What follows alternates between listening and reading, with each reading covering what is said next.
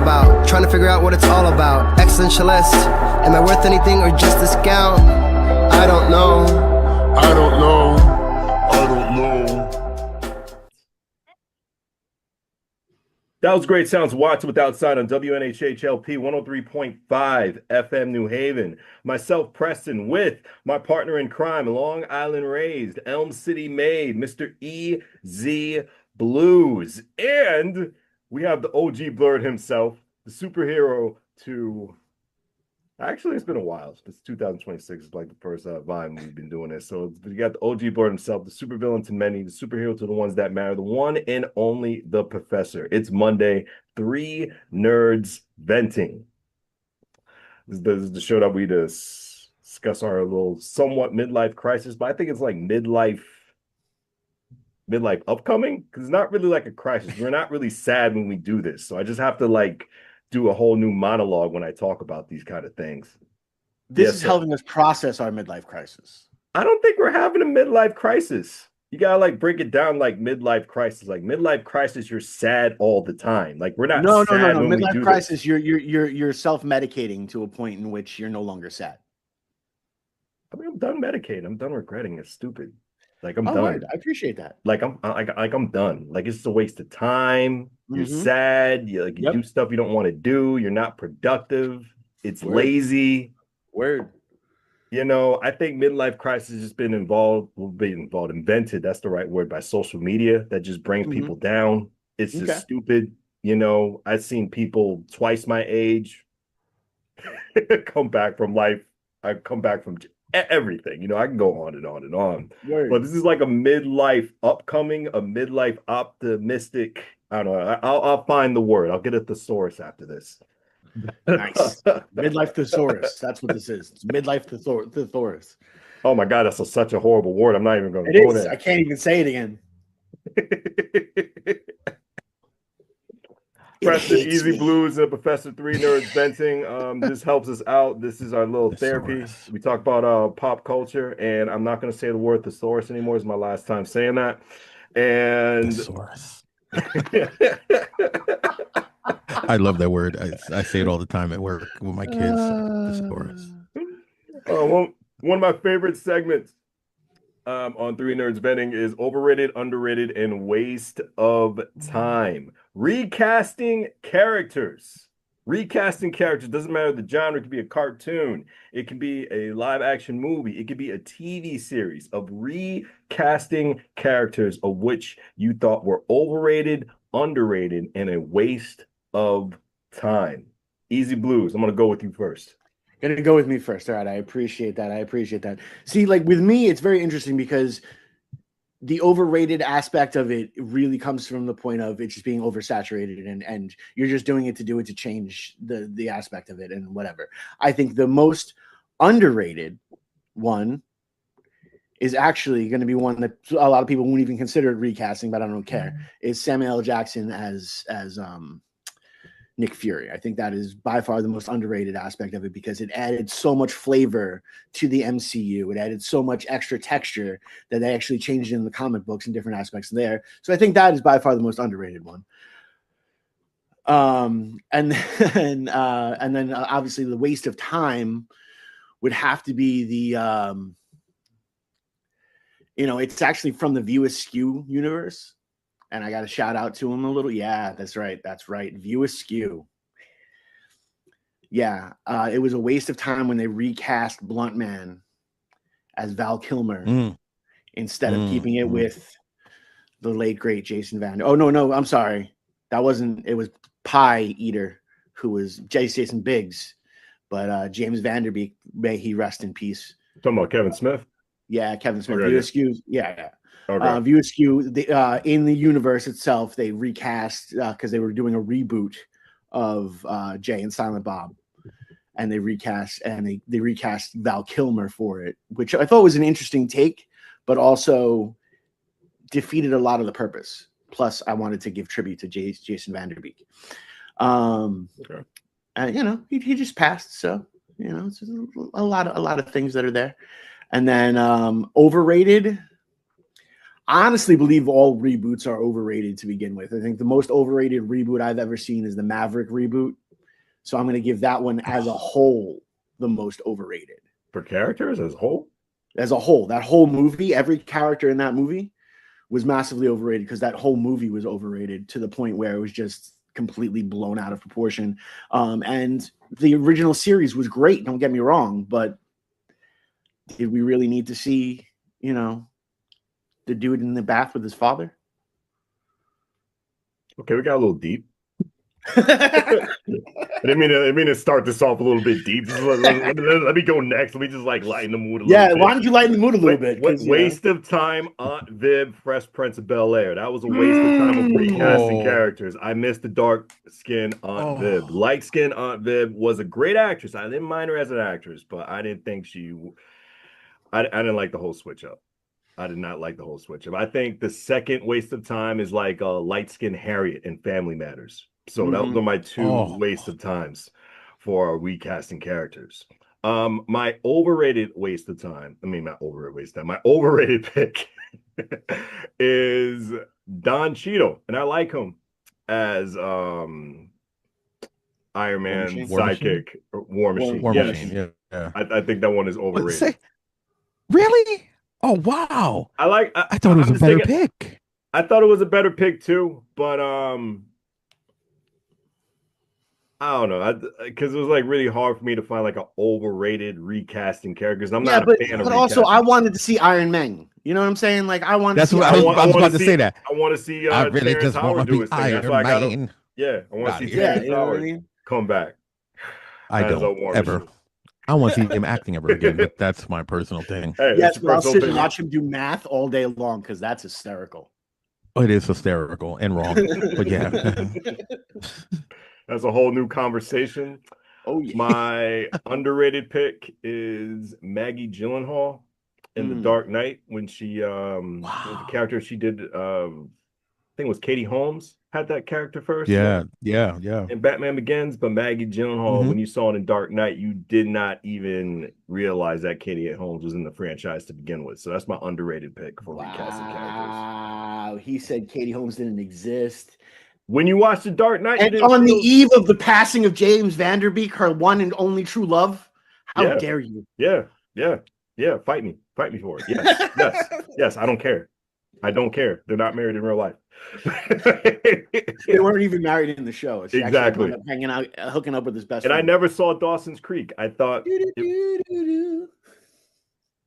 exactly. I saw one episode and I was like, all right, I'm good. Yeah, that's how I felt. I worked at a Sam Goody, and we had it was on repeat. No, we actually had Sixpence None the Richer come in and perform. Because we were doing a soundtrack for Dawson's Creek, and we actually got to premiere an episode. So the only episode I've ever seen of Dawson's Creek was while I was at work. Wow. But I know that soundtrack, dude. That Paula Cole. Oh, it was played out.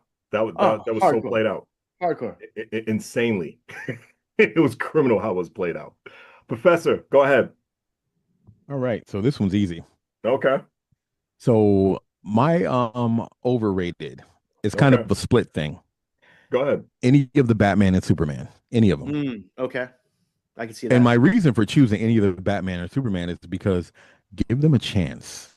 Give them a chance. I really, really was interested to see Ben Affleck's take on The Dark Knight because I love him as Batman. He was the titular Frank Miller Batman. So I was really looking forward to see him digging into the more detective side. Seeing the dude from Twilight doing it was whack. It was whack. No, thank you. I finally watched it and I can't get that time back. Anyway, I think that Batman? I really wanted to see. You didn't like Robert Pattinson as Batman? You didn't like S&M Batman? No, thank you. No, I like the emo Batman. I like when Batman jumped out and like, I like it bad, but I'm totally good at it. It's in the air. Like he's the only Batman that I often think I will beat the brakes off that Batman. If he annoyed me, I will beat the. Say something to me. Say something to me, Batman. Say please one thing. What you looking at me? Yeah, he's that. Yeah. I got so, you. but I realistically wanted to see Ben Affleck. I got you. Yeah. Just realistically wanted to see Ben Affleck's take on him and see him get into detective mode, because what was really interesting about his Batman, his Bruce Wayne was just as solid. And that's really what I wanted. I have a disdain for Christian Bale as Batman or Bruce Wayne. Um, so we won't talk more about that because he doesn't get my time. But I really wanted to see, so them flip-flopping from Batmans and Supermans, give them a chance. Okay. Like, I love the new Superman. That's fair. You heard what I said, right, Preston? I love heard the new you said. Superman. Yes, I heard you said. Yes, But I also think his predecessor did a really good job as Superman, and I want to give him a chance. Right. Give him a chance. You know what I mean? And now the MCU got Cavill, and we're gonna see what we're gonna do with him. Anyway, so that's my overrated. My underrated is Ron Perlman as Hellboy. Holy moly! He wasn't the first He Hellboy. was Hellboy. No, he was the second. He was the first Hellboy, but he wasn't the second. Second. No, he was the first one. The second one was that dude from Stranger Things. I keep David Harbour. He plays David Harbour. I don't know why his name wouldn't pop into my. And it wasn't his fault. I like him as an actor. Okay. It wasn't his fault. He was okay. No, he wasn't. Don't do that. He was okay. That wasn't Hellboy. He was okay. He wasn't Hellboy, but he was okay. You know what he was doing? He was playing Hellboy during Halloween. That's what he was doing. And again, it's not his fault. It's not his fault. It's not his fault. So not his fault. So I can't even blame him, because again, he's an incredible actor. But Ron Perlman is Hellboy. Just like Wesley Snipes is Blade. Wesley Snipes is Blade. All right. Ryan Reynolds is Deadpool. You see where I'm going with this, right? Boom. All right. So that totally underrated. Now my waste of time. Y'all know what I'm gonna say before I even say it. Storm, Halle Berry, knock it off. Knock it off. You don't belong in Doomsday. But she was the first live action Storm. It was a but she was not the first Storm in media, because the first Storm in media was the '97 Storm. If we're being, X-Men '96, which is by far the superior cartoon. I don't care. It's media. That's a cartoon. We're talking, and it was better than Halle Berry. And it was better than Halle Berry. I mean, it's good he wants to vent out his expression that he doesn't like Halle Berry as Storm. Any iteration of Storm on any media platform, I'll even take a video game Storm over Halle Berry as Storm. Okay, I know you don't like Halle Berry as Storm, and that's valid. No, that's the funny part. That's the funny part. You have your opinion. No. You are totally entitled to it, and I get it. But this is recasting characters. That's I'm gonna have you do a redo. That's fine. I'm gonna have you do a redo. With the way. All right, fine. There you go. Fine. That's okay. I'll take Halle that. Berry was a bad Catwoman. I'm good with that one. She was the same argument. She was horrible. She was Catwoman. That was atrocious. That was atrocious. I felt like I just never been made as Catwoman. I agree with that. And you know what? The people that are but if you watch it on mute, hold on. a much better I think show. I owe an apology to the people that are watching this by just crucifying Halle Berry as Cat, because it was supposed to be a recast thing, and I just couldn't immediately waste the time. It went to her, and Halle Berry. I'm not going to apologize. You suck. But anyway, as Catwoman, I'll take Catwoman. There you go. Recast as Catwoman. Absolutely. Michelle Pfeiffer was amazing. Anne Hathaway was so good. Was so good as Catwoman. Eartha Kitt was good. Eartha Kitt was amazing. Eartha Kitt was phenomenal. Eartha Kitt. She was Berry. Julie Newmar set the bar down. Halle Berry set the bar down. And my thing is with Halle Berry is we'll talk about that. Then that's fine. I'll crucify her there then. Halle Berry as Catwoman. And again, you know what my feeling is about her and certain roles. Right. She's being cast because she's pretty. It's true. She's not being cast because she can. It's really interesting that she won an Oscar in one of the most ugly roles humanly possible. Monsters Ball. Monster. Yeah, Monsters Ball. She played a crack addict. She played, someone that physically looked disheveled, was not super pretty, and really uglified up. And I love the fact that it showed that she could actually act. That's the only good quiver I'll ever. No, because even when looking at crackhead, she was kind of like you got to look at her. I don't know. I think she's a good actress. You know what I mean? Well, she's really not. I think she's a good actress. I think She's really not. She chose bad roles, but I think she's a good actress. She's not. I mean, and okay, that it's my opinion, but Right, yeah. she can't. Now, what do you think of that one when she was in the movie with John Travolta? Swordfish. Yes, that was the best movie ever. Swordfish was good. She got lucky. Dorothy Dandridge, when she was Dorothy Dandridge. Dorothy Dandridge. You can't miss Dorothy Dandridge. I could have played Dorothy Dandridge and still rock. No, come on, man. No, we're not giving it to. We're not giving it to her. No, we're not giving her that. I'll even give you one that I'm still giving her. Boomerang? She was acting pretty. That's it. Yeah, that's it. David Allen Greer. I'm acknowledging him. And John Witherspoon. And John Witherspoon carried that movie. So I mean, let's be honest. That is true. That is true. John Witherspoon carries every movie, but I mean, let's be real. The one role like she played on with John in that John Wick movie, right? Mm-hmm. And she was. I can't even give that to her. It was the dogs that it was the dogs that made that role for her. So no, there is nothing that I can say that I believe that she is a good actress by any stretch of the imagination. She's pretty in Hollywood. That's it. That's it. In Hollywood. I mean, and I think she's, and that's the funny part. Bullworth. No, Bullworth. You got to give her credit for Bullworth. I give Praz that more than that. I give Praz Bullworth, and he wasn't even physically in the movie except for that one. That's what I'm saying. He wasn't really in. Damn, I ain't giving her nothing, man. I'm not giving her nothing. The movie was so dope, though. I ain't giving her nothing. She was the other crackhead in New Jack City. I ain't giving her nothing. No, thank you. Remember she was Pookie, and that's like she was crackhead too in New Jack City. I ain't giving her nothing. No, thank you. Losing Isaiah. Those are my picks. Losing Isaiah. There you go. That's another. She gets nothing. She gets nothing. Wow. Nothing. Strictly business. Nothing. Damn. Nothing. Well, 1 out of 3 out this crowd. Pretty in Hollywood. Appreciates that. 1 out of 3. Pretty in Hollywood. That's it. I don't appreciate it. And it's not just her. Nice to look at. Don't get me wrong. And that's there's a lot of actresses that are that. You know what I mean? Yeah. I agree with you. There are a lot of actors who just get hired because they're pretty. I put Sydney Sweeney in that category. She gets hired because she's pretty. Yeah, you're right. Right. Because she's a racist. No. Yeah, well, definitely racist. But and again, it's not her fault. It's not her fault. I just kind of wish that, somewhere along the way, if she hadn't done it already, take some acting school lessons. That's all I'm saying. Okay. That they're pretty in Hollywood is only gonna last you. I mean, the one benefit she has, black don't crack, right? Because she's fine as heck right now. Like, you know what I mean? Mm-hmm. But you got to do more than that. Mm-hmm. You got to string. Put in that category. Gal Gadot. Who's that? Gal Gadot, Wonder Woman. Yes, I'll put her in that category too. I'll put her in that category too because I think absolutely. I don't think she's terrible, but I think she's not a good actress. I don't think she's terrible. I don't think what? Cringe. What? No. Her physicality, she's and her ability to sell Wonder Woman, right? Yeah. Her ability to sell Wonder Woman. She's a good Wonder Woman. But I saw her. Yeah, right. But I saw her in this movie where she was like some type of agent, or I don't know if she was an MI5. I don't know what she was, but anyway, a Mossad agent. I think she was, right?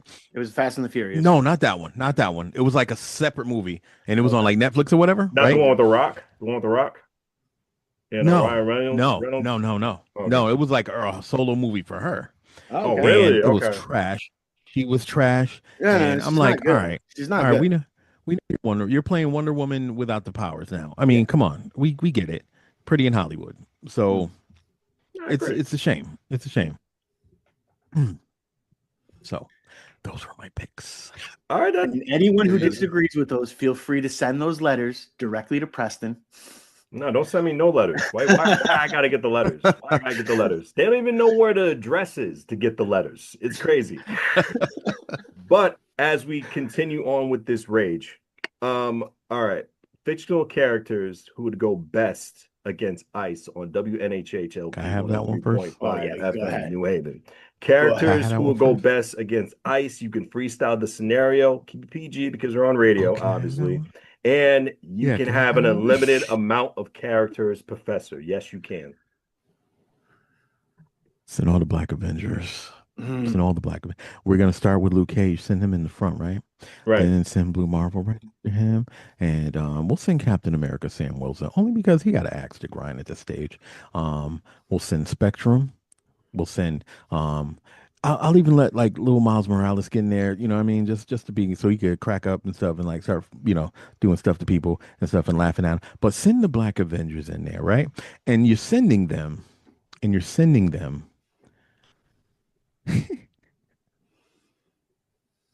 You're sending them with Yeah. a contingency of Latin Avengers with them, Mhm. right? And then y'all all go in there and y'all just you don't even do nothing yet. Don't even just stand there. Just stand there Just stand. and wait. And yep, let people peacefully protest or whatever, but just stand there and then wait. And then wait. And as soon as somebody gets a little too close, web them. Somebody ice pops up, web them. Do some, and then just let them stand there, and then continue to peacefully protest. And then Blue Marvel, don't do that to people because that would be rude and disrespectful. But forget it. Let's be rude and disrespectful. Change your molecular structure, and then turn them into. I'm sorry, I'm going too deep with this. Yeah, you go away. I know we're on the radio, so there's certain things I cannot say that Do he can you do. want me to get back to you? Do you want me to get back to you? 'Cause I will. He could disembowel them. Okay, just somebody else. Let me I'll get go back to crazy. you. Okay, all you need is 3 people. All you need is Three people? Oh, that's All you that's need is easy. 3 people. Easy. You need Magneto. Okay. Mm-hmm. You need Scarlet Witch. Mm-hmm. Oh. And you need Jean Grey. Mm. Oh, that's a good pick. Good pick. You need 3 people. That's Good pick. it. And you just need those 3 people that can just take care of just the armory, everything in that administration. That's all you need. Oh, is those that people. Fix everything. That's perfect. For that one, perfect. for the Cheeto. Mm. Then bring in all the Latin superheroes just for the Cheeto. Mm. And the villains too. Right. Mm-hmm. Story over. Mm-hmm. Yeah. Yeah, that'll work. That'll work. I can see Story that. over. That's it. See, That's you guys it. are much That'd nicer. be poetic. Much nicer. That's it. You don't need that much. You don't need everybody to make this saga unless you want to bank money off it. Go ahead. I need 2. I was trying to have them catch the beat down. I get you. I get you. I need 2, and it's because I want to take their heart and their soul. Go ahead. I need Punisher. Okay. And I need Captain America. I need both of them because they've both been co-opted by the fascist movement. Oh. So I want them to come down and give down the real justice and thunder. I'm not just talking about the throwing the shield, Captain America. I'm talking about the World War II, shoot him in the head, hit him with the shield, Captain America. Come on, Nomad. I'm talking about punching a Nazi every way he can go, Captain America. Come on, and Nomad. Punisher taking on every single law enforcement jackass that crosses that line, because that line has been crossed over and over and over again. That line has been crossed with Miss Good. Let me tell you something. That World War II Captain America, he didn't play. He didn't play. You might as well add Red Hood to that. Yeah, but I see that's the thing. You can add Red Hood to that, but these are just the 2 that I know that are they've been like co-opted. Okay. So I want to use them against them. You know what I'm saying? Because there's nothing like getting like. Do you guys remember the South Park episode where Cartman killed that kid's family and fed it into stew? And then Radiohead came and made fun of the kid. I missed that one. Oh my god! No, I missed it. No, that was a great episode. I'll check it out. Yeah, no, it was definitely one of those things of if you can get their heroes to turn on them, then you take their heart. Captain America was a good call for that too, because they claim to represent America and this and that, and he would be like, "No, you don't. No, you don't. This is what a shield to the teeth. That's what you're gonna get. There you go. Now you're representing toothlessness. Yeah, and Punisher just be like, all right, that's all. He'll just say, all right, and then he'll start mowing. What about Isaiah Bradley?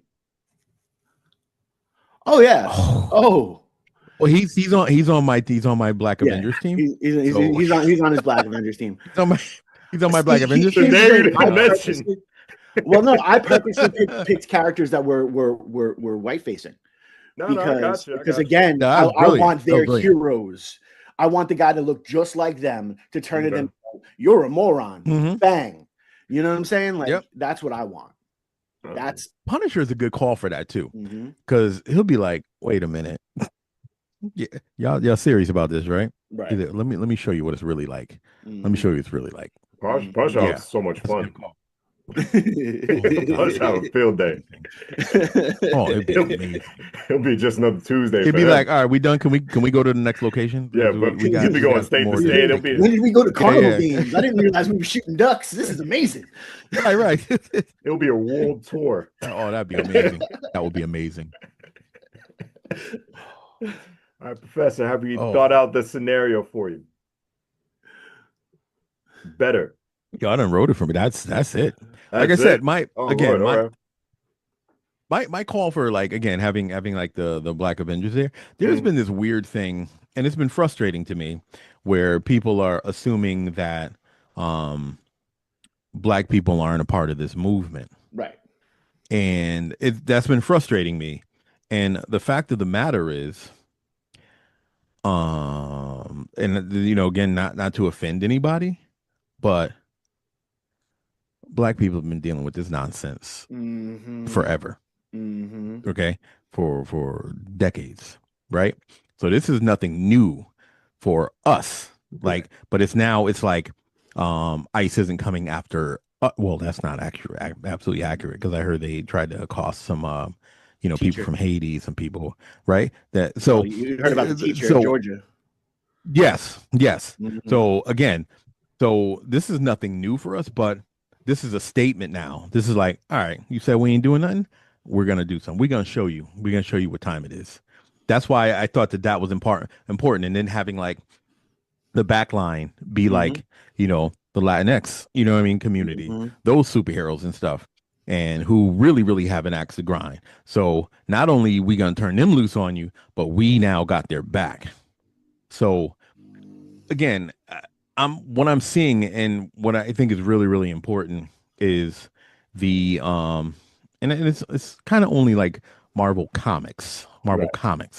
There are certain writers and stuff that have taken on in some of their stories kind of scenarios in there, and it's kind of always what like Stan Lee have done, like like what he did with the X-Men and stuff like that, taking on certain causes and stuff, right? And but kind of making it obvious that this is what we're talking about and this is what we're doing, kind of taking a stand without actually coming out and saying it.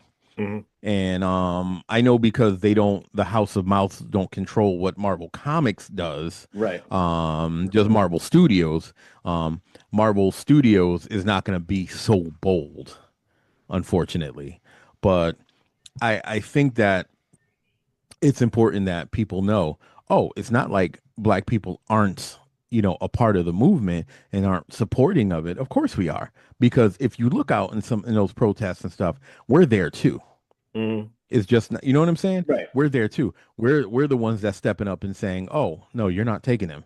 Like New York has it on lock, which I really like. Chicago has it on. They're like really, really there.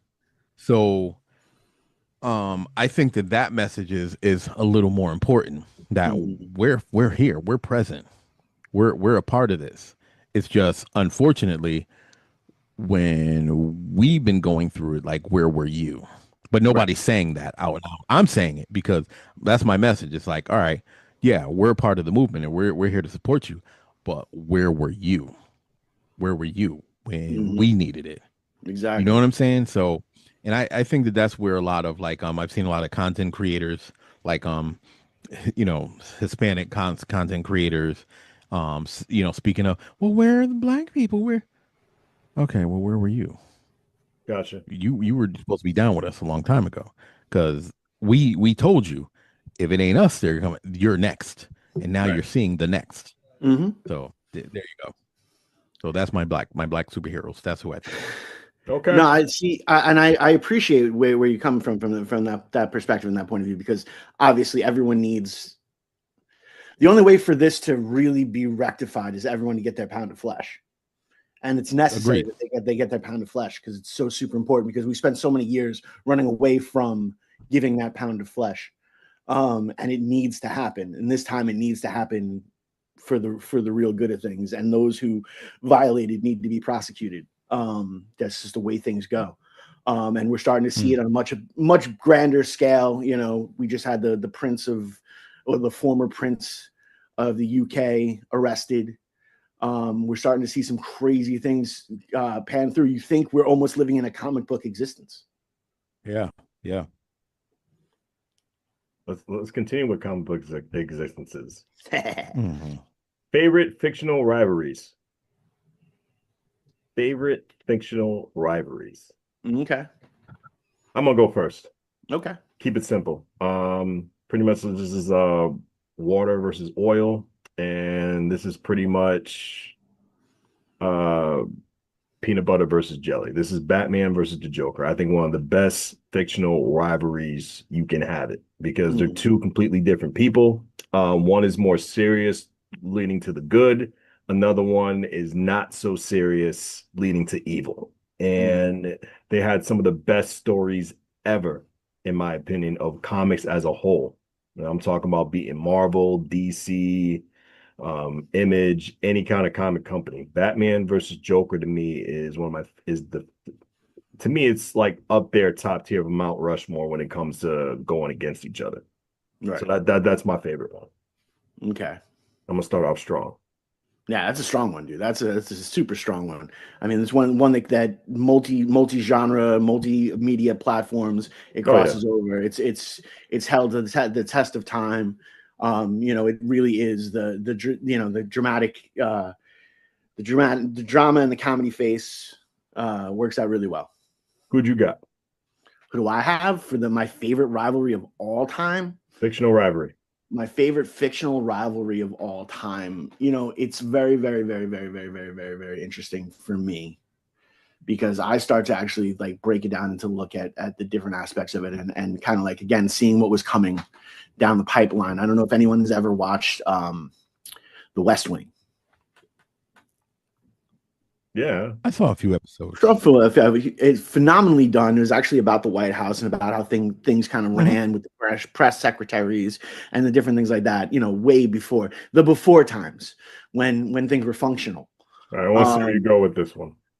But my favorite rivalry was actually during the speech.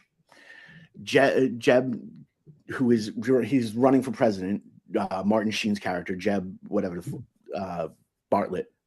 And he's giving this speech about where they're doing the debate, and the debate gets broken down to one question and one question only, and it truly gets to see the depth of which both parties are so different yet the same, and it becomes an incredible aspect of it. By far, one of the best rivalries I've ever seen play out on screen. Is just the way that they went back and forth with it. It was by far. I know this is like a sleeper hit. No one knows this as much as it is, but for me, it really changed my adaptation. Very similar to the way that, from a performance aspect of it, the rivalry of Chuck Berry and Jerry Lee Lewis brought that performance aspect of it in me. The real aspect of seeing the human side of the person you are debating. And that true rivalry and seeing the other side of that human side, very similar to that Heated Rivalries, phenomenal show, by the way, if you have the opportunity to watch it, kind of goes with as well. It's within that conflict in which you can see the human of the other person. All right, Professor, you go. I've been thinking about this for a while because Yeah, go ahead, man. Dr. Doom versus the World. Yeah. Okay. There we go. Now, yeah, baby. I'm not saying this because of what's coming in Doomsday or what.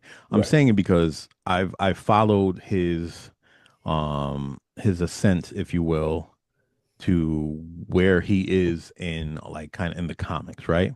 And how it's evolved from his laughable rivalry with Reed Richards. Right. Initially. he was always superior, but he didn't. He wanted more, Right. right? And it turned into him being a threat to not only Reed Richards and the Fantastic Four. It quickly evolved into him being a threat to the world, Right. and it was basically him realizing that I'm doing things right in Latveria, right? It took it from changing Latveria into this really it was being controlled by these despots, right? That had dethroned his father. Mhm. And he saw that happen. He seen his mother killed and whatever, his father killed and his mother killed. And then he came back with a vengeance and took over Latveria, right? Dethroned he dethroned everybody Mhm. and took over. And he not only just did that, but he transformed Latveria into this place where the residents are happy, they're well fed, they're Mhm. well protected. You know what I mean? And say what you want to about him, as him thinking that he's evil, but he that just wasn't enough for him. He's like, all right, well, I'm doing this right, and it works in Latveria, and Latveria is this small country. Why can't I spread this out and do it for the world? See, people have this, misconception about his thought patterns and why he's doing it. He literally believes that he's doing what's best for the world. Mhm. You know what I'm saying? So, you have like the Avengers and the Fantastic Four and the X-Men being really, really irrational going after him, even when he hasn't done anything. Just him popping up and saying, "Oh, hi, I'm here." Oh snap, we got to stop him. We got to do what we can, right? They went through this whole thing recently in the comic books where the Avengers and the Fantastic Four just knew he was up to something, but he was like kind of the emperor of the world at that point, right? Mhm. But people had universal health care. They had better jobs. People were like he was curing hunger and help. The world was actually in a better state under Emperor Doom, right? Mhm. But they had to step in and say, "Oh, he has to be doing something else. He's he's literally doing what our governments and all that refuse to do Right. because of capitalism, because right?" Mhm. And that right there, like looking at that character, you can't do anything honestly but think about, well, dang, maybe he was right. Like Magneto was actually right. Doctor Doom has been right. Forget about what else he's like planning and stuff like that. He's doing stuff that our government and governments around the world should have done to help their people. Mhm. So that right there to me has been this really incredible fictional because you look at it and you say, just imagine if our government actually cared about its people and wanted us all to be healthy and wanted us to, be safe and wanted us. What if they really, really did that? Are they capable of it? Absolutely. But why don't they do it? And he did it just by force. He's like, you know what? I'm gonna make sure everybody has universal health care. I'm gonna make sure the education system better. I'm gonna make sure people are safe. I'm gonna make sure I'm gonna do it. I'm gonna make sure because I'm gonna show them that yeah, I'm Doctor Doom and everything. And you might think I'm arrogant or whatever, but I'm showing you how it can be because that's how my people in Latveria has been. They're technologically sound. Latveria, technology aside from Wakanda, I believe that Latveria is the next most powerful, like right as far as like technology, I gotcha. and it's a small country. You Mhm. know what I mean? So again, that particular rivalry between Doctor Doom and the world to Mhm. me has been like so. It's amazing. So for those of you that don't read the comic book stuff like that, and you're following what's going to be happening in Doomsday and Secret Wars and stuff, that's just amazing. Absolutely. R- read up, read up because Definitely it's read up and interesting. It's catch really up really interesting. on Yes. WNHHLP 103.5 FM New Haven. Professor, is that a fictional city that you would like to live in? Is Latveria? Heck yeah. Heck yeah. If I could relocate and always gonna be fed, always gonna have a good job. No matter what Doctor Doom is doing other than, trying to take over the world or whatever, right? His Mhm. people are good. His people are good. Right. Like, please, okay. I'll learn whatever language they speak and everything. I will move to Latveria. All right. Absolutely. Job security like a mug. Easy Blues, what about you? Fictional city you like to live in? Fictional city I would like to live in. Honestly, man, it's come so far that it's not even the fictional aspect of it. It's actually the real place I really wanted to live my entire life. I'm a huge Daredevil fan, and I've always wanted to live in that part of Hell's Kitchen, where you got to see and actually feel like you were. I know you hate this movie, Professor, but I gotta make the reference to it.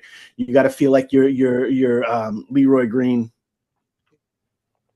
and you're just walking through Harlem and Hell's Kitchen, going to the Saturday matinees to watch the martial arts flicks, and then getting into a fight afterwards and all of that. Like that is the Hell's Kitchen I've always wanted to live in, and that is the Hell's Kitchen that I guess raised me, and that's the Hell's Kitchen that I really, really want. That, and obviously, on top of that, the plant that tried to kill everyone, Little Shop of Horrors, that Hell's Kitchen, that one too, or Skid Row, which is Hell's Kitchen, but it's fine.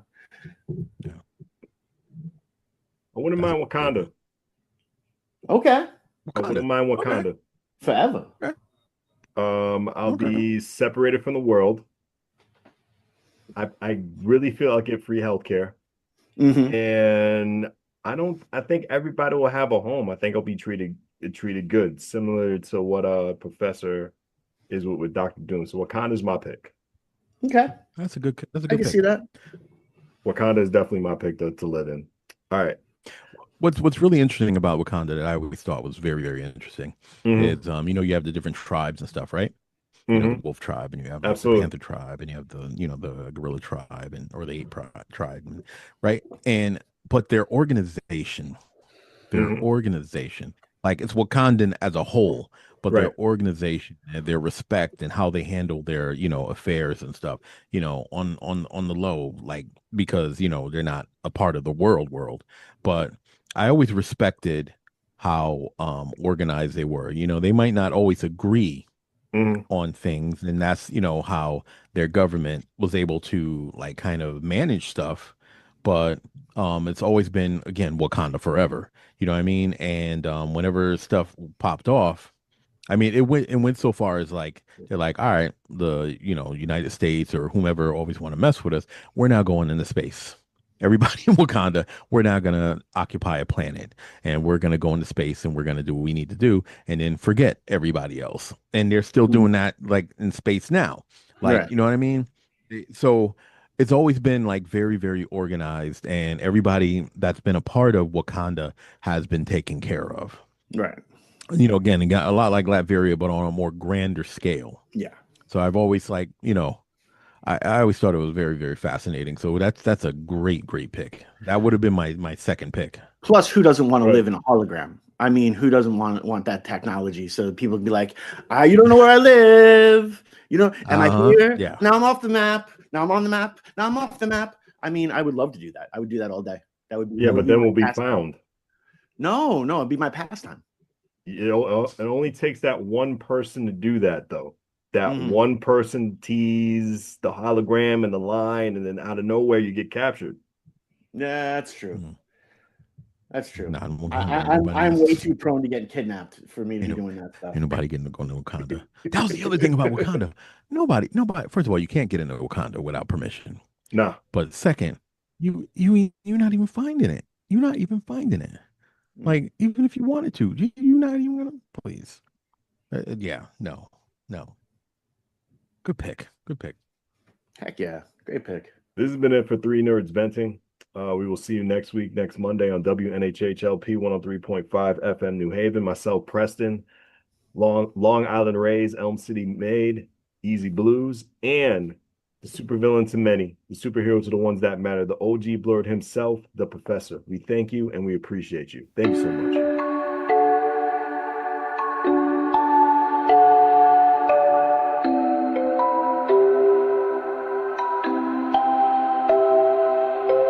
Wondering what to write about, trying to figure out what it's all about. Existentialist, am I worth anything or just a scout?